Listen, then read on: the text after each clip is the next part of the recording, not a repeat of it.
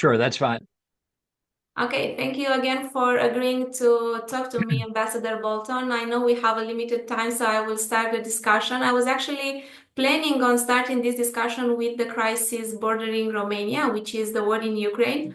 But it seems that we have actually a small crisis also happening right now in Washington because of that article published in The Atlantic, and that journalist who said that he had access for a few days to that group chat regarding the US attack on Houthi rebels in from Yemen. So my first question would be, what do you think about this article and what the journalist said, and what does that tell us about the White House administration right now and the people surrounding President Donald Trump? Thank you.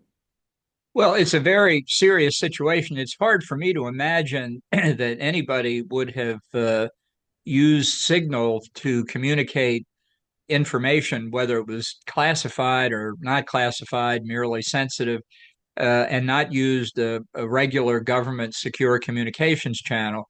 You know, when you're talking about an issue, particularly like an issue whether or not you're going to use military force against the Houthis in Yemen, uh, a discussion can include unclassified information, highly classified information, minimally classified information. You can't think and separate in your mind as fast as you speak, and fast as a group discussion goes on, what's classified and what's not. So the proper way to do it, the safe way to do it, is either to have a meeting in person in the Situation Room or to use a secure communications channel, video, telecommunications, phone, email, whatever it might be.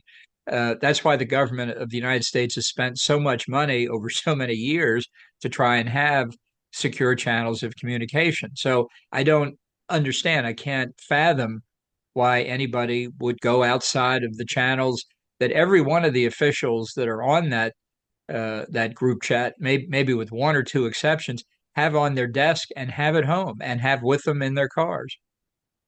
So now going back to the war in Ukraine, we had a lot of discussions recently, both in Saudi Arabia, but also we had some phone conversations between the President Donald Trump, President Volodymyr Zelensky, and also President Vladimir Putin. We also had that meeting at the end of February at the White House. What's your take on all these discussions surrounding the war in Ukraine? Do you think President Donald Trump has let's say, clear strategy when it comes to how this war should end?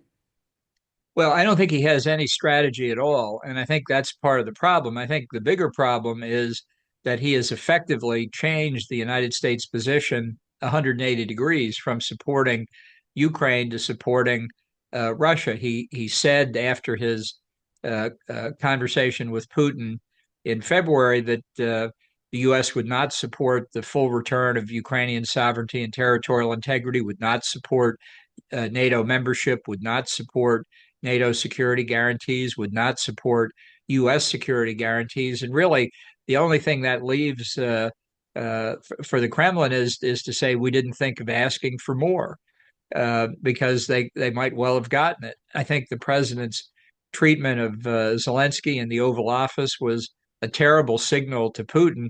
Doesn't matter who was right or who started it or who was mean to whom or any of that sort of thing. It was a signal that this country that Russia invaded has a real problem in its leaders' relations with the president of the United States. That can only make people in the Kremlin happy. So all these discussions about the ceasefire are important, of course, but I don't think there's much evidence that we're going to see a rapid agreement on a ceasefire for reasons that Putin has seemed good enough to him. He doesn't want a quick ceasefire. He thinks momentum on the battlefield is moving in his direction. I would think Russia would want a ceasefire given the terrible cost in human terms and monetary terms they've suffered over the past 3 years. But that's not Putin's point of view, apparently. And so as time goes on, he believes Russia's bargaining position is enhanced. He has more leverage, and that's what he's after. But where does all of this leave Ukraine? Because you are also talking about President Donald Trump saying that Ukraine has no future in NATO, at least in the foreseeable future. Well, I think it's bad news for Ukraine, and I think the suspension of U.S. military aid, including intelligence to Ukraine after the Oval Office meeting, was a sign that Trump simply is prepared to use this critical assistance as leverage over Ukraine. And Putin can see that too. Now, if other NATO members could step up and supply as much ammunition, as many weapons as the U.S. could, even if the U.S. drops out, then Ukraine could continue its resistance indefinitely. But it's not at all clear that Europe can do that. And again, I think everybody can see the calculus here, and it tilts in Russia's direction.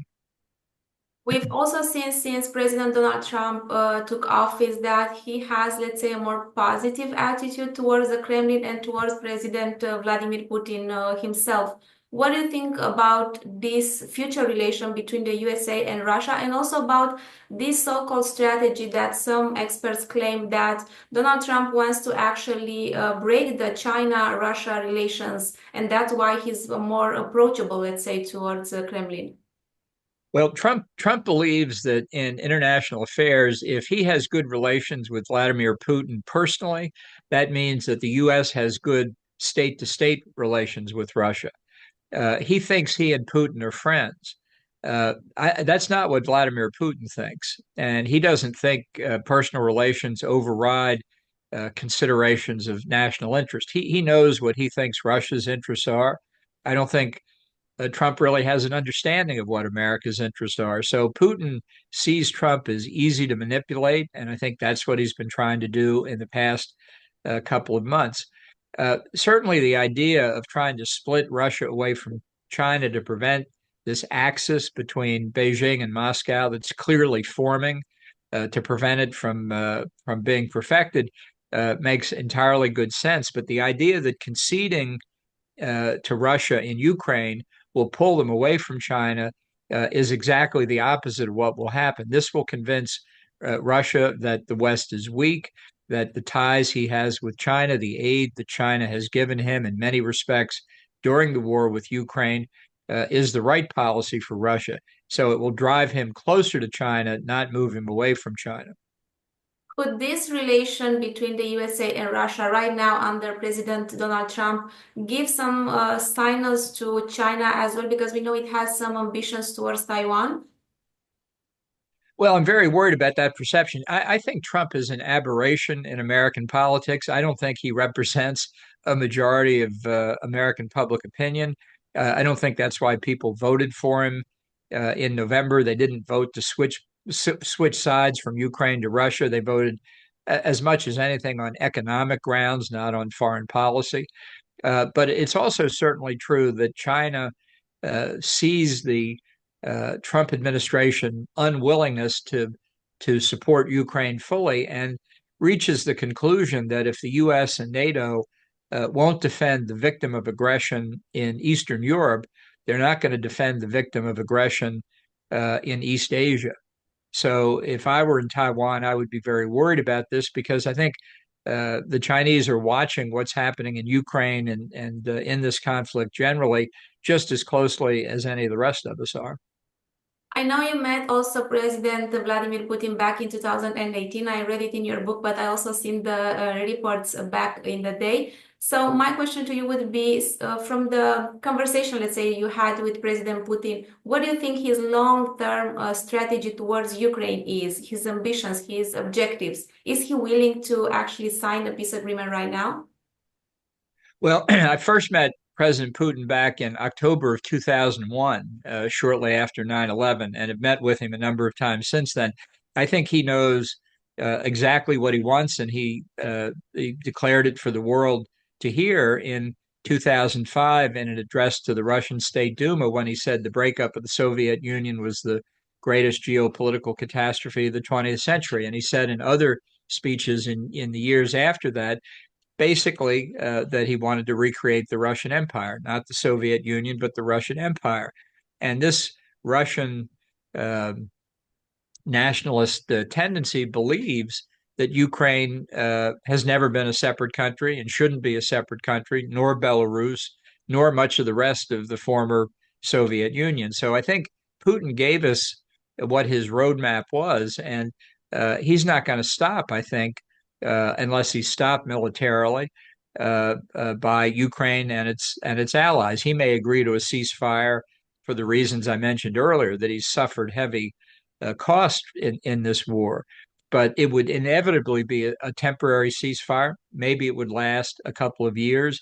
After all, his first invasion of Ukraine was in 2014, and he waited 8 years for the second one. So he thinks time is on his side long term as well. He may be at some point satisfied with a ceasefire, which Ukraine and the West may regard as permanent, but which he will regard as temporary. When it comes to this peace agreement as well, we have some, let's say, details already on the table, or at least on the European table, because we've seen discussions about the possible peacekeeping mission in Ukraine with European troops and maybe some US air support. Of course, we have been also seeing discussions about possible US security guarantees or European guarantees for Ukraine. So what do you think of all of that? Do you think we could see in the future such troops in Ukraine with US air support? Well, I think it's very unlikely. I don't think Trump wants U.S. participation in a peacekeeping force.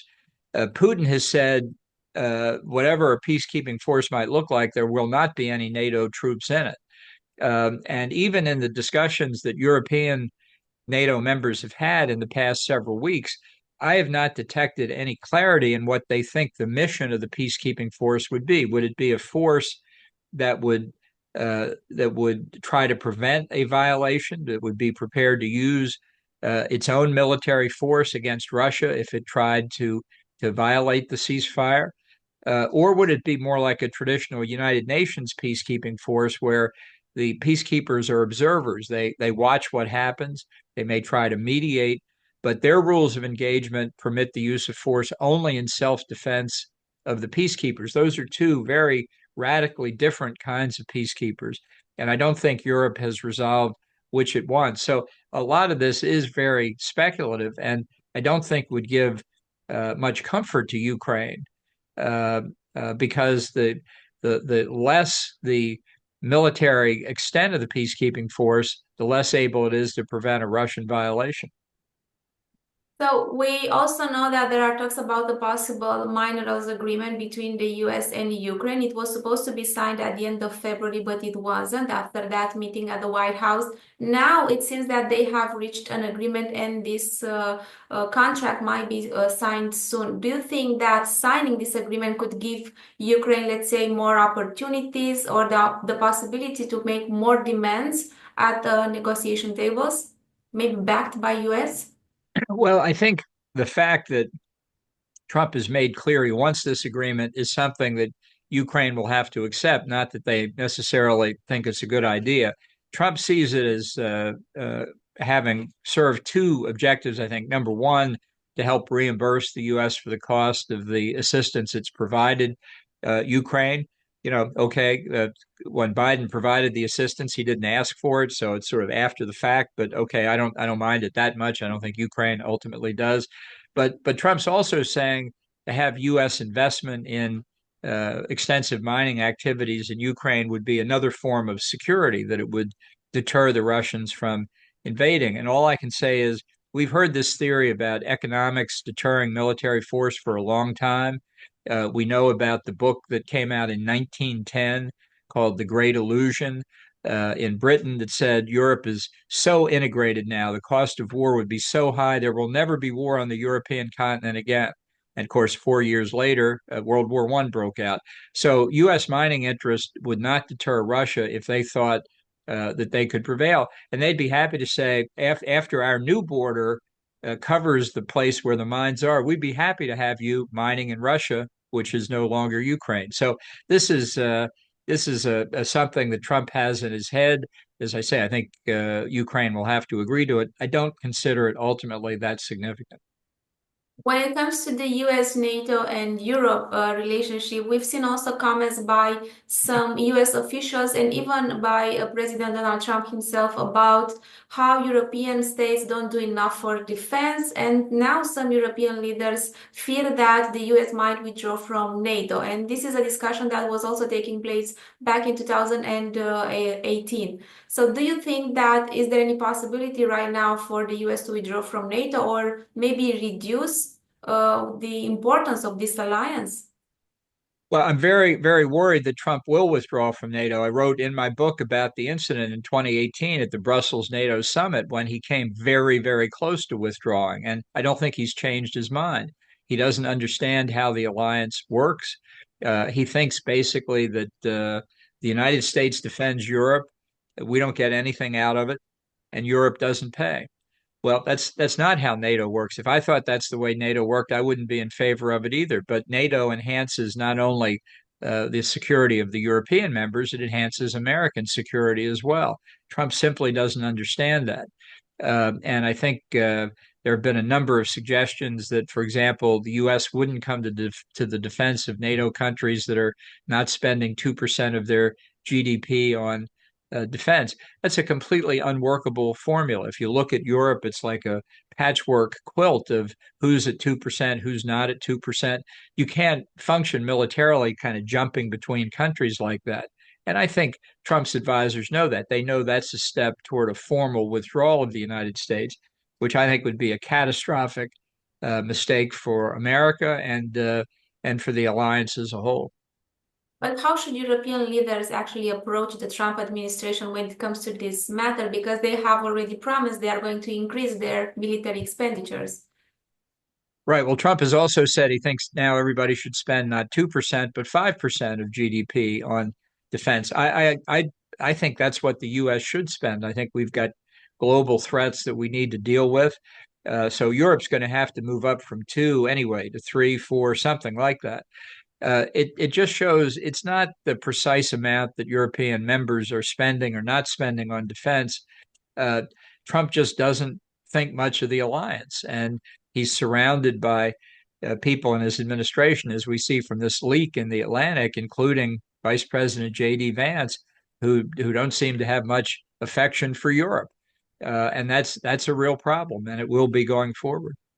But do you think that maybe if the US doesn't decide to withdraw from NATO, could all these tensions, all these discussions actually provoke a rupture within NATO? Because we're already seeing some states who, let's say, are favoring this position of President Donald Trump. Well, I think some of the comments made by European leaders are very risky because when you say things like, for example, incoming Chancellor Merz of Germany said that he wants Germany to be independent of the United States, or Kaja Kallas, the EU foreign policy spokesperson, that the West needs a new leader. You need to be careful. This is not a permission slip for Trump to withdraw from NATO, to say, look, the Europeans think they can do it on their own. Fine. I mean, we'll accede to what they're asking for. If they don't want us, we'll leave. No problem. That I don't think is the right answer. During the Cold War, the Soviet Union had as one of its main objectives splitting the West, and they didn't succeed. That's one reason that Russia lost the Cold War. But we're now in the process of splitting ourselves, and it's potentially very, very damaging if we keep doing this.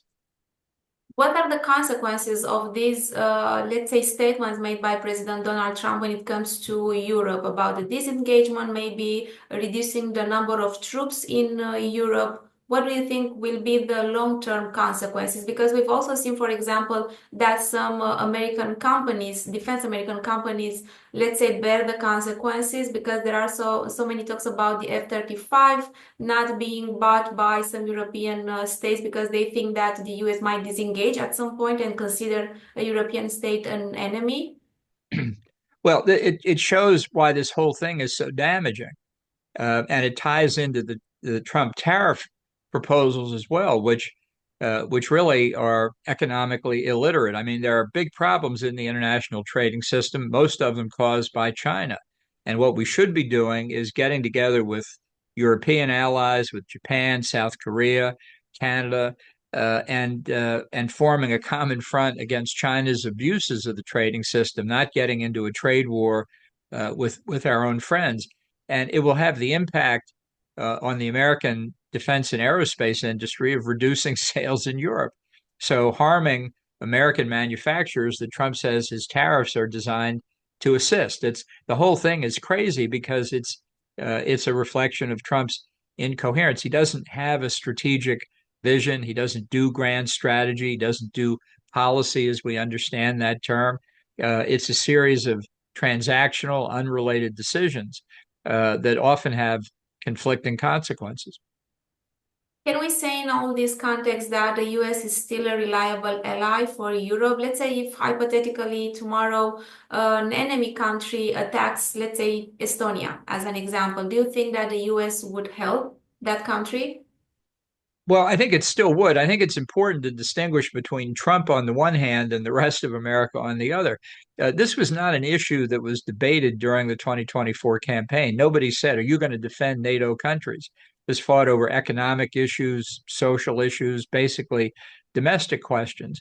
And I think public opinion in the US, just in a few recent polls, people were asked, do you think Trump has gotten too close to Russia? And the very large majority of the people say, yes, we think he has gotten too close. So I think Europe should look at a longer term perspective than just the Trump presidency. And I understand the damage he's already caused and probably will cause in the next 46 months. But there will come a point on January the 20th, 2029, specifically when he'll leave office. And, you know, the security of European members of NATO is an issue that will last a lot longer than 46 more months. So I think people need to grit their teeth, recognize we're going through a difficult period, but try and keep the longer term perspective in mind. If we break NATO up, it will be very hard to put back together. And that will leave both European members of NATO and the United States more vulnerable. But do you think that the European states have the potential of actually defending themselves without the help of the United States of America? Well, they certainly don't at the moment. And, I think perhaps people can understand why many in America think that Europeans are, as Barack Obama, for goodness sakes, said, they're free riders. So every member of NATO agreed in 2014 voluntarily that by 2024 their defense expenditures would be 2% or more of GDP, and not everybody's there yet. And even Germany, which sort of barely made it over the 2% mark in 2024, up until recently, looked like it was going back downhill again. I think it's important for the self-respect of European countries to pull their fair share of the weight. But I think it's also important for the United States to stay engaged because we are better off with the NATO alliance, as are the European members of NATO. I'm not afraid of talking about self-interest in this. I mean, we're not defending Europe because we're nice people, although we are nice people. We're trying to deter conflict by showing the greatest form of unity and strength so that adversaries or potential adversaries like Russia and China say we're not even going to consider the use of military force against NATO members. It would be too dangerous. That's what preserves the peace. When it comes to the US-Romania relation, we've seen some conservative outlets in the US asking the Trump administration to reduce the troops presence in Romania because we know we have thousands of US soldiers here in Romania, and also to stop modernizing the MK base, which is supposed to be in the future a logistic hub for NATO. Why do you think that comes from the conservatives, and could that happen in the future? Well, this is the isolationist wing of conservatism in America, in the Republican Party. There's always been a group of people who have been isolationists. They largely disappeared in 1945. They come back from time to time, and they're back in the Trump administration. That's you can see that very plainly. But I don't think that position represents anything like a majority, even within the Republican Party, let alone the country as a whole. So these are momentary political problems in the United States. They're made worse by Donald Trump. That's true. But I come back to the point I made a moment ago. It's going to be a difficult 4 years with Trump, but the longer term perspective is what we need to keep in mind, because the longer term concerns about peace and security in the North Atlantic area are not going to go away. They'll be easier to solve once Trump is gone if we can avoid creating more damage in the meantime. I concede Trump is creating damage now. I just say to the European side, don't make it worse. Now, I would like to stop a bit on what's happening in the Middle East region and also what's happening in the US, Israel, and Iran relation. The war that President Donald Trump said it stopped, which is the war in Gaza between Israel and Hamas, restarted a week ago when the Israelis broke the ceasefire. So what's your take on that? Do you think that the US will support Israel in destroying the Hamas infrastructure in Gaza? Yeah, I think that Israel has damaged Hamas, very substantially damaged Hezbollah in Lebanon as well, but they're still obviously capable of fighting and carrying out terrorist operations. So I think it's almost certain that Israel will go back into the kinds of operations against both Hamas and Hezbollah that it has several times since the October 7 attack, and I think the U.S. will support them. The real question ultimately is whether at some point in the relatively near future, Israel decides to go after the Iranian nuclear weapons program. I think this is a very good time for them to do that. I think the Iranian program is a threat not just to Israel; it's a proliferation threat to the whole world. So I would hope the U.S. would help Israel, because shouldn't be just up to Israel to deal with the threat that Iran poses at the nuclear level. Do you think that the US might in the future actually try to reduce Iran's nuclear program or the possibility of Iran developing nuclear weapons? Well, I think Iran is very close. I mean, I think the 2015 deal would not have stopped Iran. I don't think they've stopped their enrichment activities. Obviously, the deal now is close to its expiration date in any event. And I think, given what we've seen from North Korea, which has aided Iran in its nuclear program and which has detonated 6 nuclear devices in recent years, shows that Iran could move to weaponization at any minute. Certainly, it is very risky, and we're worried that Russia and China have provided Iran with technical information on nuclear weapons and ballistic missiles. So I think rather than get to the more advanced level that North Korea has already reached, it's in the interest of everybody worldwide to stop Iran now. I think Israel can do that. I think the U.S. can help them. I would do it sooner rather than later. We are definitely seeing a trio between Russia, North Korea, and Iran. If in the possibility of US trying to reduce this program, to destroy this nuclear program of Iran, do you think this country would help directly Iran? No, I don't think so. I think they don't have the wherewithal to do it. One thing that Israel has done is, in earlier raids, destroyed the S-300 air defense systems that Russia provided to Iran. And also, after the fall of the Assad regime in Syria, destroyed the S-300s that Russia had given to Syria. So that means Israel has a clear path over Syria, over Iraq, into Iran. But the danger is, and I'm sure these discussions are already underway, Iran asking the Russians to provide more S-300s or the more sophisticated S-400 air defense system. So I don't think there's any use for Israel to wait for that to happen. It's another reason why, if they're going to go after the Iranian nuclear program, sooner is better than later. Okay, thank you so much, Ambassador Bolton. This was all from me. Thank you again for giving us this Okay, well, thank you very much for having me. So this will go tomorrow.